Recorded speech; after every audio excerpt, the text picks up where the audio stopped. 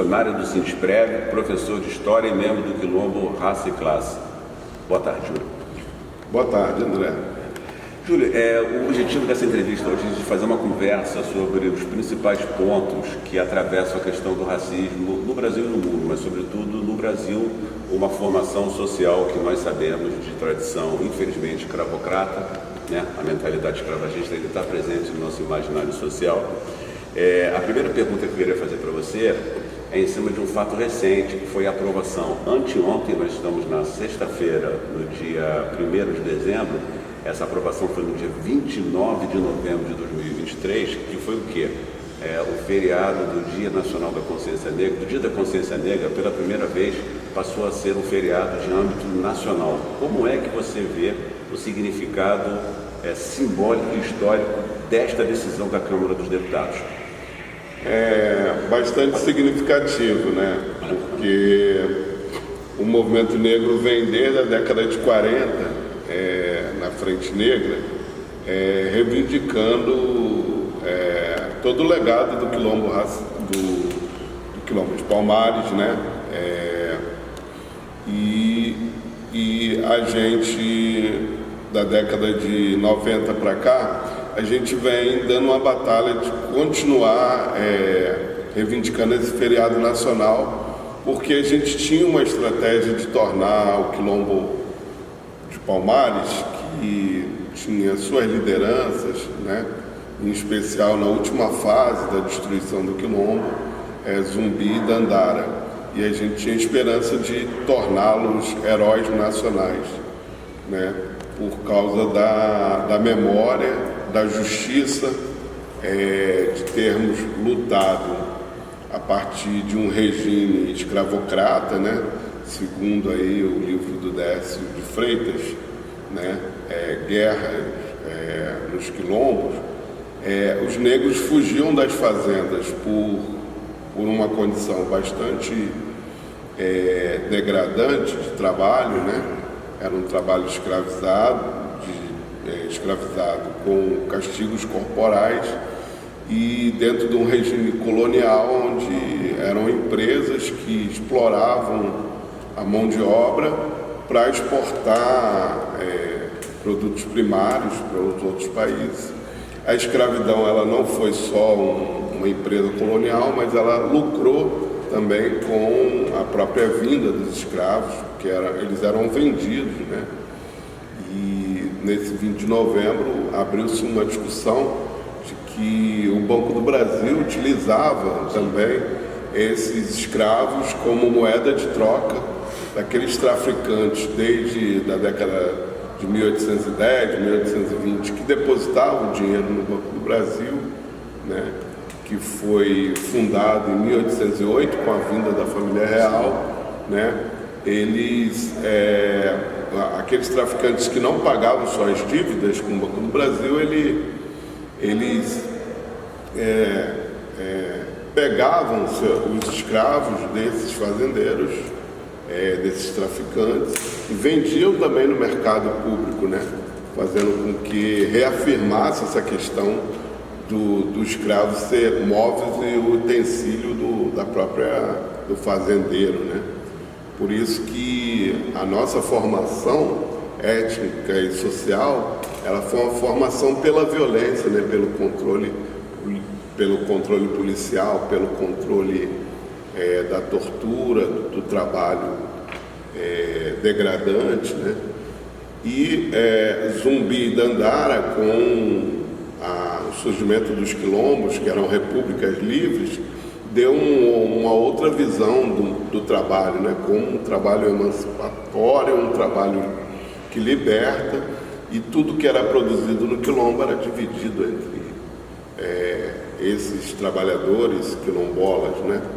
Que na verdade hoje o Flávio Gomes, né, explica que não era só um lugar onde tinha os fugitivos das fazendas, mas sim uma república livre, né, um outro regime dentro do regime tão cruel que era o sistema colonial, né, e também imperial.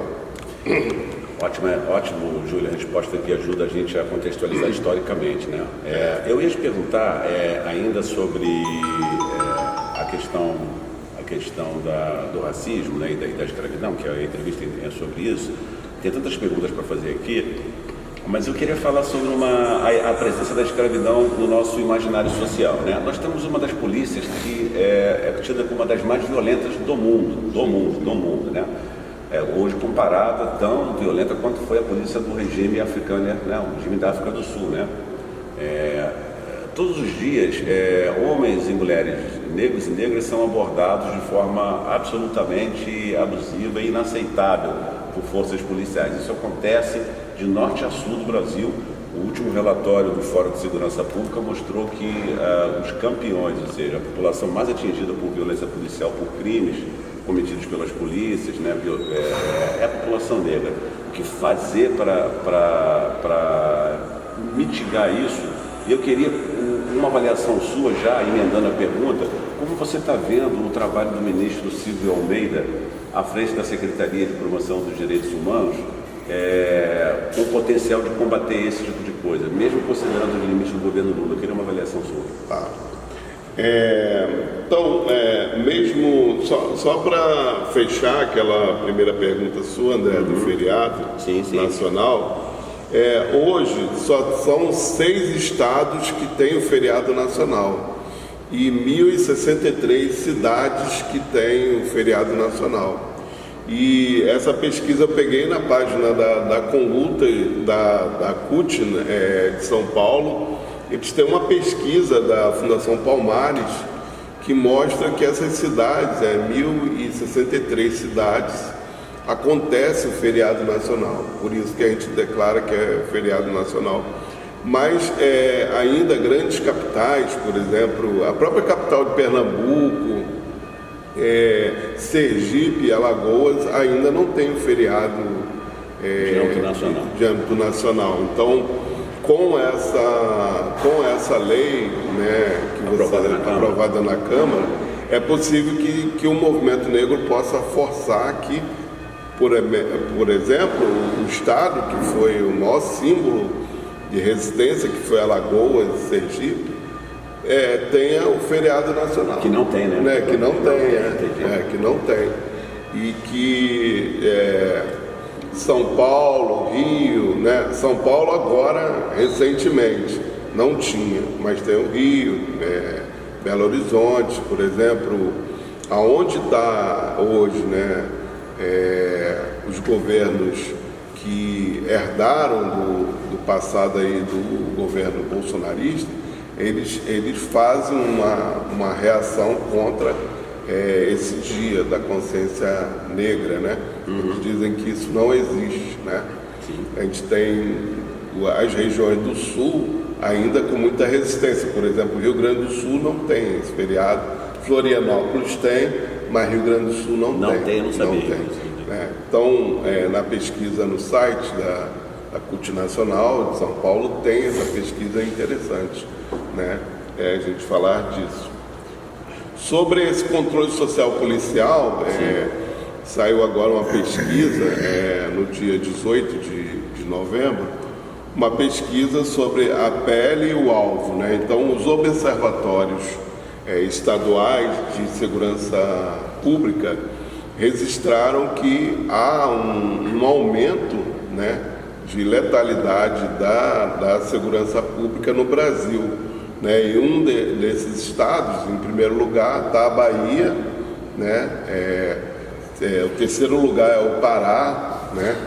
E o Rio de Janeiro está em 6º lugar, mas o Rio de Janeiro passa a ser o 2º lugar quando só fala em operações policiais. Então, a nível de morte das operações policiais, então o Rio de Janeiro fica em 2º lugar. Mas hoje é a Bahia e terceiro lugar São Paulo, né? Que começa a ter essas operações policiais também, né? E isso tem muito a ver com o processo como se deu a colonização portuguesa no Brasil. Que a colonização portuguesa, quando chega a família real aqui em 1808, logo após inaugura-se a Guarda Nacional. E sempre foi feita a colonização com esse controle social pela violência. E a polícia representa um pouco isso, né? No símbolo da polícia há um ramo de café, né? Então a polícia, ela perseguia esses negros na época e defendia a propriedade privada, né? Os produtores de café, os produtores de cana-de-açúcar, de algodão, né? Então a polícia sempre representou esse controle social pela violência. E hoje isso se aprofundou quando você vê que o Brasil, em cada 100 mil, 3,4 mortes quando você tem essas operações policiais. Então você tem um índice enorme de genocídio no Brasil dentro da periferia, quando você opera a segurança pública por operações policiais. Então você tem aí um grande índice de mortes, né? E geralmente a idade é 18 a 29 anos, né? Muitas vezes a bala policial ela pega em crianças, né? Aqui no Rio de Janeiro é um exemplo disso, né? O último aí foi o Tiago, né, na Cidade de Deus. Mas você tem crimes de lesa humanidade, que é da Kathleen, que estava grávida, né, uma jovem negra, né, no auge da sua carreira de modelo, linda. Eu fui no julgamento dela tem uma semana, e você tem aí um tiro que levou a óbito ela e o seu filho, né? E a polícia não quer dizer que a bala saiu do revólver da polícia. Não tinha operações policiais naquele momento. Mas ainda que tivesse também, não mudaria. E se investiga se a polícia estava fazendo a Troia, que é a invasão de casas que a polícia faz para fazer um observatório naquela localidade, num regime quase de guerra civil, né, que é proibido. Né? Então, hoje você tem uma letalidade grande policial, como você tem do outro lado também a questão do Estado fazer vista grossa para o tráfico, né, para a entrada de armas também. E isso a gente também não defende, essa guerra em ambos os lados, como também a tomada de território pelas milícias. Sim. Que é a questão do uso indevido do território de pessoas pobres, né, que é o racismo ambiental também, para usufruir também dessas pessoas, um controle social, militar e eleitoral também, porque há um controle sobre o território que aquelas pessoas estão em julgo de uma violência tão grande, né, dessa sombra do Estado que são os milicianos hoje no Rio de Janeiro, e que a pessoa fica refém da sua própria consciência, né, de optar por um representante daquela localidade ou não, né. Prosseguindo aqui a entrevista com o Júlio Condar. Júlio, na linha a gente está falando do racismo que se manifesta na atuação das polícias no Brasil inteiro, certo? Sim. Eu queria falar um pouco do conceito de racismo estrutural, que já antes mesmo do Silvio Almeida, ministro de Direitos Humanos, o professor Carlos Moore, por exemplo, tem uma produção sobre isso, inclusive um livro muito interessante chamado Racismo e Sociedade, em que ele já levanta conceituações muito próximas da discussão sobre racismo estrutural que o professor Silvio Almeida também faz, que é atual ministro dos Direitos Humanos, né? Como é que você vê o conceito de racismo estrutural e a validade desse conceito, tendo em vista o que acontece na formação social brasileira, do racismo cotidiano agora todo dia? Agora, saindo um pouco, eu queria que você comentasse à luz do racismo que a gente vê em todas as situações, não só na atuação das polícias. Eu quero citar, por exemplo, o caso do congolês Moise, que foi assassinado num quiosque, né, lá na Barra da Tijuca, né, e outros casos cotidianos, né. Toda semana, praticamente, você tem algum tipo de notícia de algum consumidor de pele preta que é parado por seguranças no supermercado e é tido como ladrão. Ou seja, as polícias, não só as polícias, mas o comércio, a indústria, os empresários, me parece que existe um pacto maligno de racismo de achar que todo cidadão e cidadã de pele preta é ladrão. Você está entrando numa loja para roubar.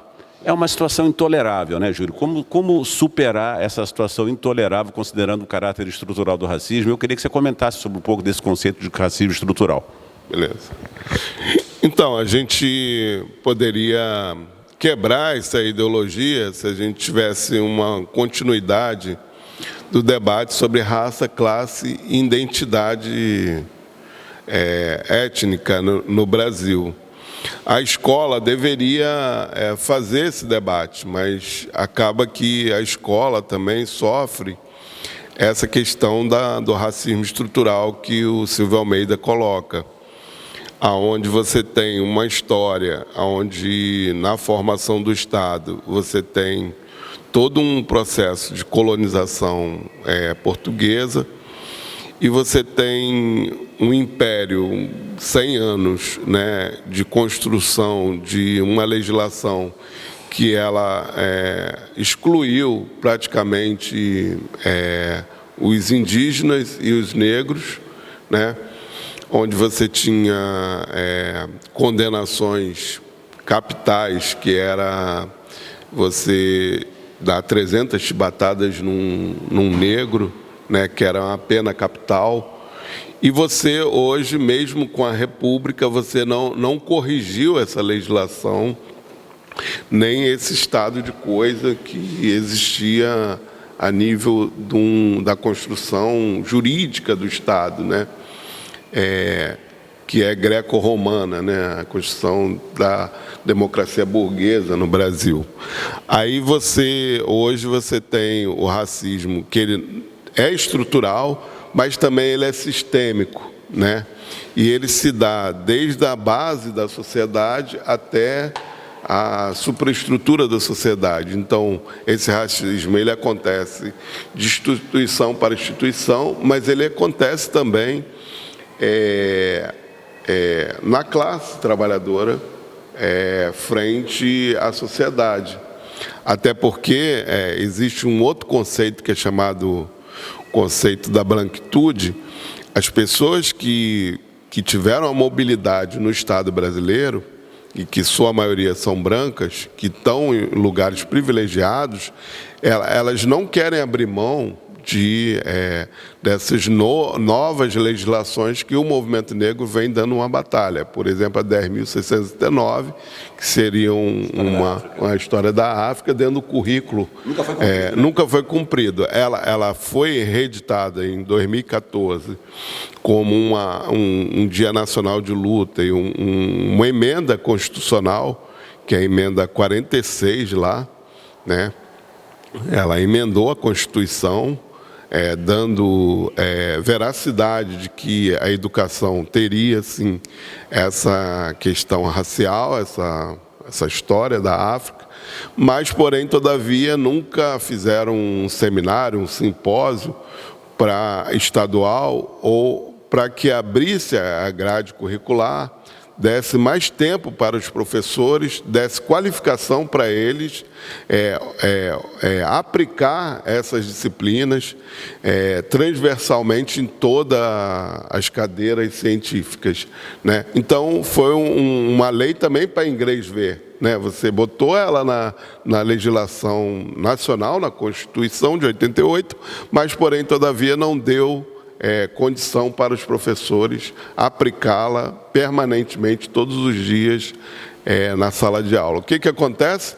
A pessoa se aumenta hoje no Brasil o mito da democracia racial, que todos são iguais perante a lei, e acontece casos que continuam acontecendo, de companheiros nossos irem no shopping comprar, como agora a gente defendeu um professor, 49 anos de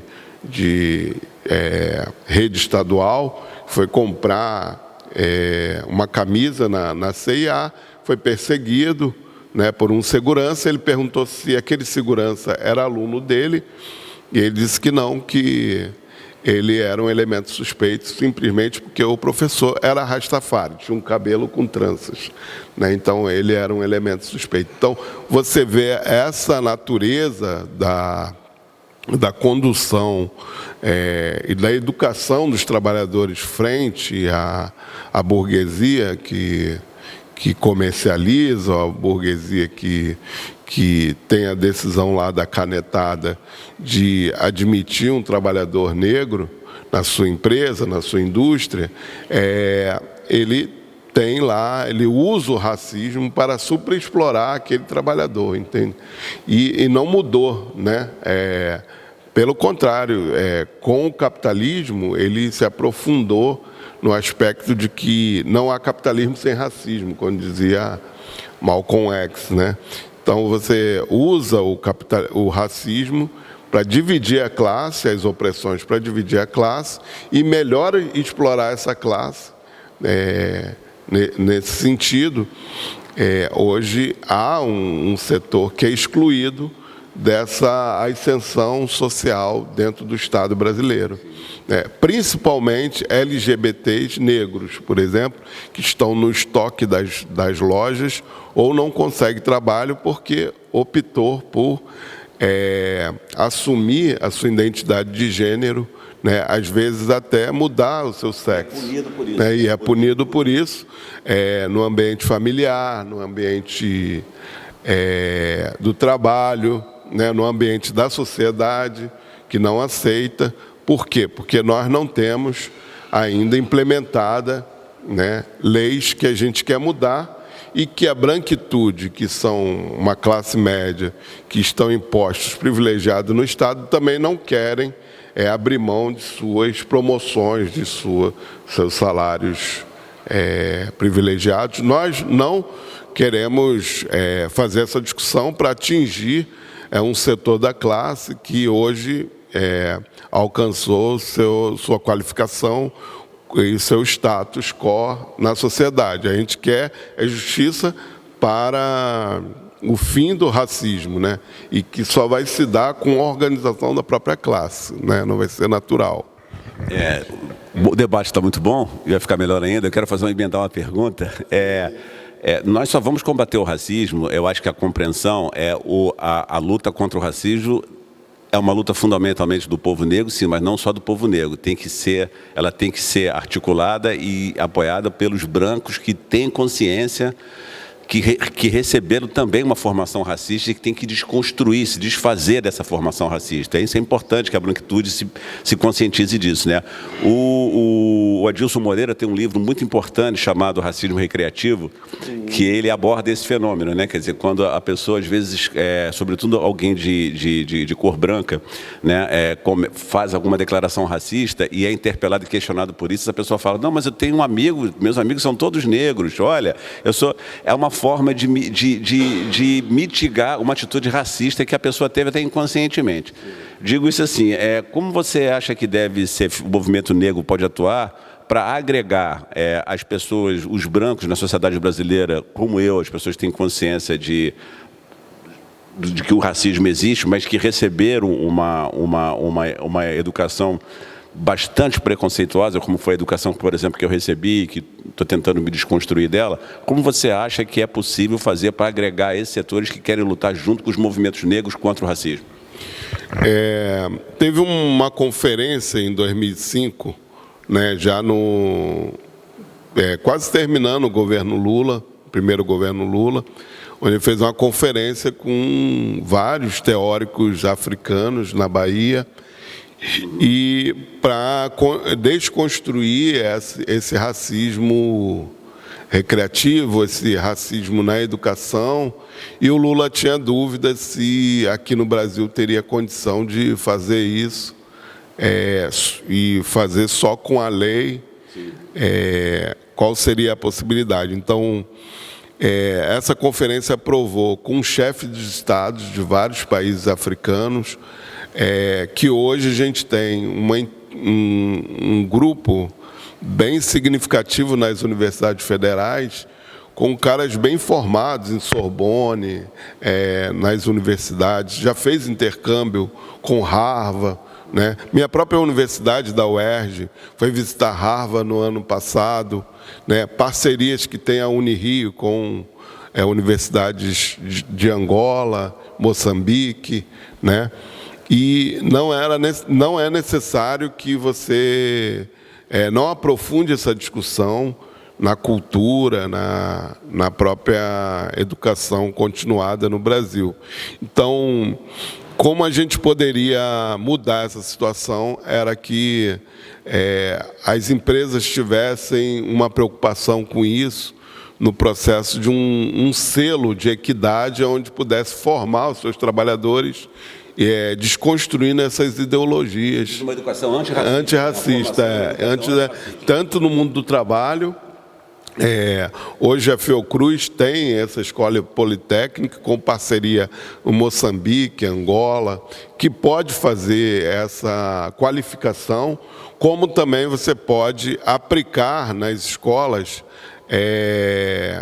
uma forma de abrir o currículo para novas matérias, como também dar mais formação aos professores no aspecto de um curso especializado continuado, como também valorizar o professor, dar financeiramente, inclusive, porque o cara não vai dar mais carga horária sem que ele receba, né, por isso. Então, vai precisar, sim, ter um investimento de políticas de Estado, políticas públicas de longo prazo para isso, né? Hoje a gente discute não só essas questões afirmativas de cotas e ações afirmativas antirracistas, mas também a gente discute as reparações, né? Cotas ou reparações? Reparações. Então, é um conceito que foi definido no MNU nos anos 90 e que em 93 a gente fez um congresso e que dizia afirmar, compensar e reparar. Então, tem diferenças afirmar, compensar e reparar, porque você afirma dando políticas, fortalecendo a educação, você compensa com políticas foquistas e você repara com políticas de Estado. E que essa política de Estado ela tem que ser de forma com que o Estado brasileiro ele assuma todo o crime que ele produziu nesses anos da história, né? Então, é um crime histórico ou um crime de guerra, a reparação. Ela foi instituída um critério na Conferência de Durban, em 2001, que os Estados nacionais, para fazer reparação, ela teria que fazer instalar um conselho de que pudesse ouvir as vítimas e pudesse reparar pecuniariamente ou reparar a nível de política de Estado, porque reparação é tirar dinheiro do Tesouro Nacional para reparar um determinado grupo que está vulnerável na sociedade, que é não só uma mobilidade material, mas imaterial também. O que acontece é que a burguesia e a elite brasileira, inclusive o que está no Estado, porque o Brasil está sofrendo pressões agora da União Africana, de países da União Africana, países também de fora que começaram a fazer essas reparações. Por exemplo, a Alemanha hoje paga a Namíbia pelo holocausto que ele fez na Primeira Guerra Mundial lá. Torturou, matou pessoas, levou crânios para os museus para testar a inteligência, o avanço daquelas populações africanas. E hoje a Alemanha paga uma reparação ao Estado da Namíbia. Como também no programa do Biden, ele tem lá 10% de reparação. E alguns lugares no nos Estados Unidos, hoje, já paga reparação, por exemplo, para prisões injustas de jovens negros que ficaram anos presos e hoje não encontram trabalho. Então, o Estado, o prefeito daquela área, paga uma reparação para aquela família, né, daquelas vítimas que foram presas injustamente, né? Por exemplo, a gente pode comparar aqui com a lei antiterror da Dilma, em 2016, com um caso do Rafael Braga, que foi pego com um pinho-sol e foi tido como um símbolo terrorista dentro de uma mobilização social, né, que tinha ali com os professores, né, e também pelo aumento dos transportes ali. Então, o Rafael Braga está preso até hoje, né, numa condicional, e tido como terrorista no Brasil, né? Então, é um escândalo, poderia ali fazer uma reparação a nível de na verdade, tem que estabelecer um comitê diplomático do Estado brasileiro com outras nações que exploraram também os africanos, porque não foi só o Brasil, foi a relação da colonização portuguesa aqui no Brasil, porque a França, a Holanda, né, e todos os países internacionais que passaram por aqui exploraram também a mão de obra, exterminaram os índios nossos. Então, você tem toda uma relação também de colonizadores, porque é um debate internacional, com tratados internacionais, né? Então, o Ieda fez esse livro, né, que é o Projeto Político do Povo Negro, que ele diz o seguinte, André, que poderia se fazer uma mobilidade social com os negros no Brasil, já que os negros são maioria, e que, através de um fundo de reparação, que tivesse aí 1 trilhão em 32 anos.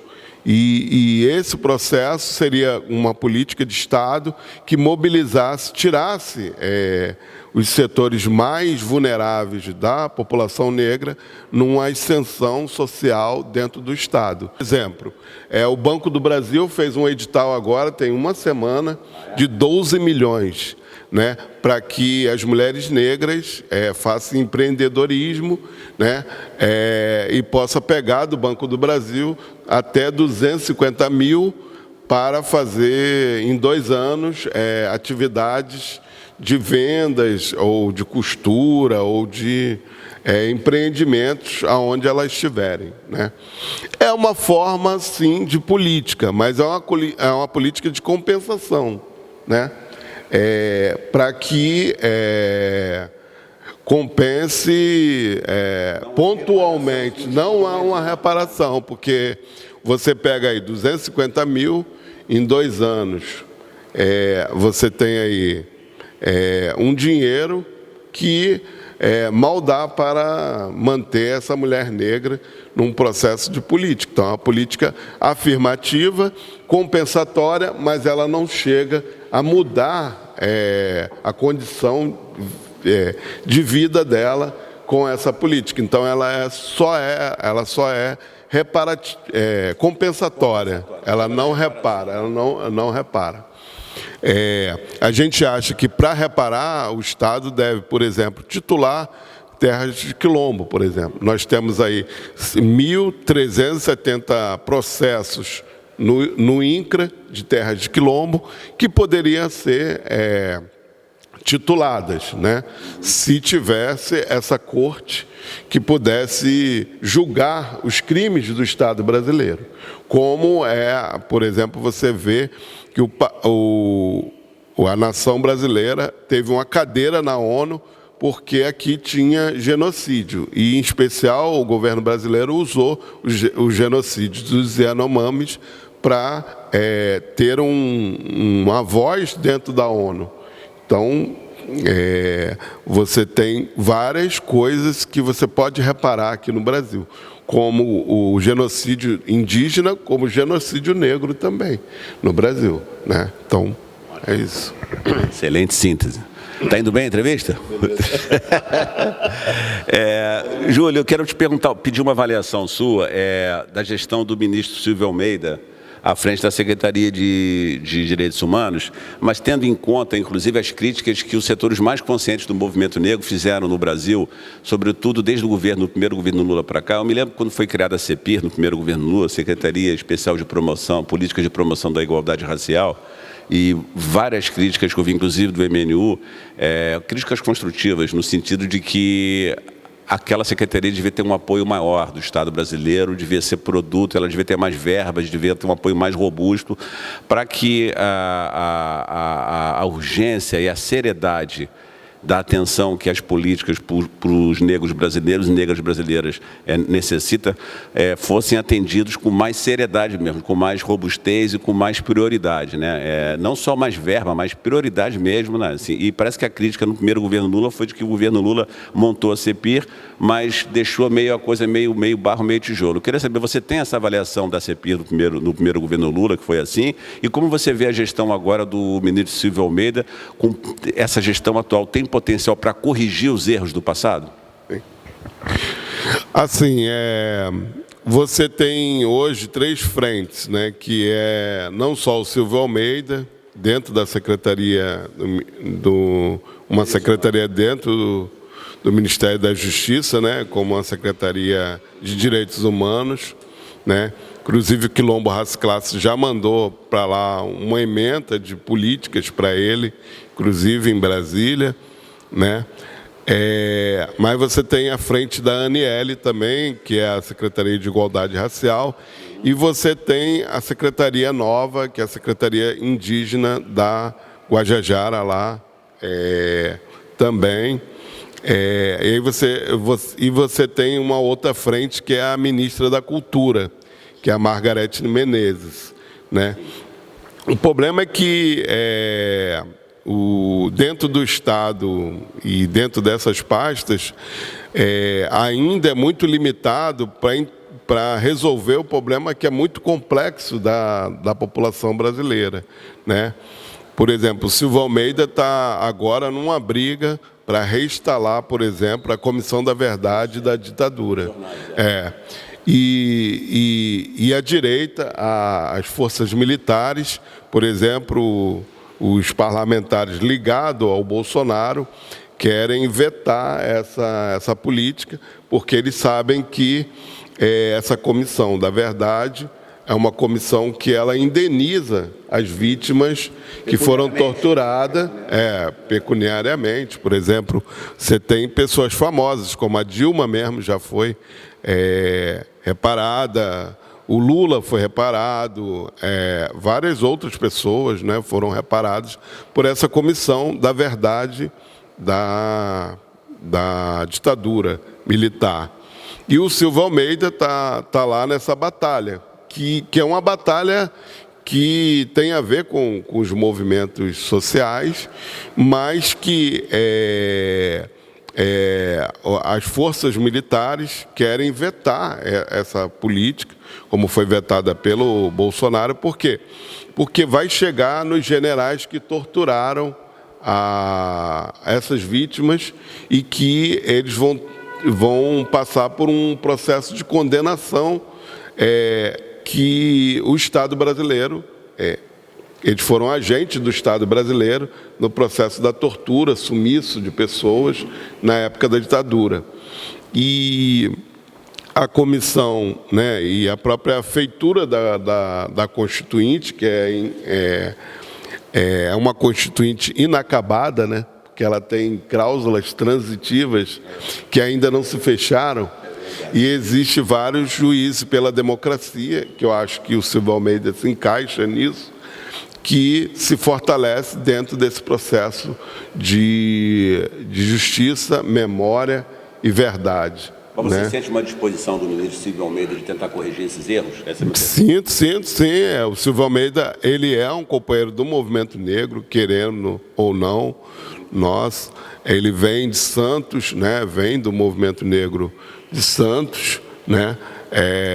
Se aproximou bastante do MNU, mesmo fazendo o próprio MNU fazendo crítica a ele, mas ele reivindica o MNU, né, como organização, e que o Silvio Almeida, por si só, ele não tem uma forma legal de romper com o Ministério da Justiça, porque quando você se integra a um ministério, você acaba se afastando do movimento. E aí há no movimento social um debate sobre a independência de classe, a independência política também, e a autonomia das entidades sociais faz com que o Silvio Almeida fique isolado nessa pasta, tentando lutar contra uma burguesia nacional, branca, que não quer ir a fundo nessas investigações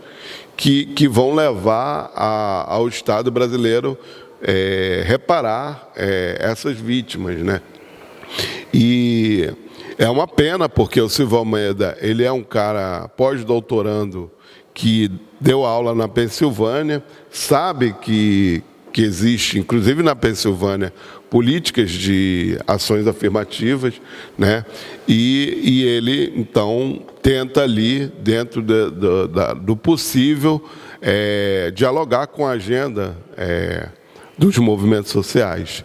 Mas é muito difícil o Silvio Almeida, por exemplo, tentar romper, né, essa barreira que é hoje o processo que se dá com o governo Lula, numa frente ampla, aonde ele tem que ouvir tanto a direita, o centrão, e depois ouvir o movimento de esquerda e as entidades, entende? E o Haddad trouxe para a gente esse ajuste econômico, né? que é esse fator que faz com que as verbas, 60% das verbas da União possa pagar os credores, em especial os bancos, né? E a dívida pública a nível internacional. Então, sobra aí 40% do orçamento, e a gente viu ali na negociação com os servidores públicos que ano que vem vai ser aumento zero para o serviço público. Então, o movimento negro, os movimentos de pautas específicas, eles não estão fora do debate de raça e classe. A gente não está fora desse cenário político geral. Então, mesmo, por exemplo, você tendo fissuras aí para fazer política, mas a gente está atrelado a essa política geral que existe e que é bastante limitada.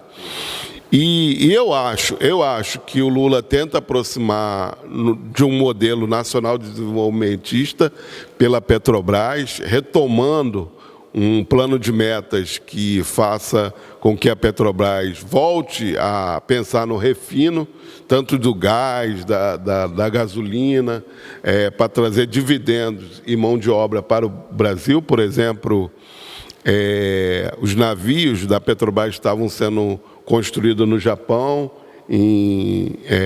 na China, e agora eles estão trazendo essas obras para cá, para aquecer. Não vai ser um Comperj como anteriormente, um PAC da aceleração do crescimento vultuoso, como era no segundo governo do Lula.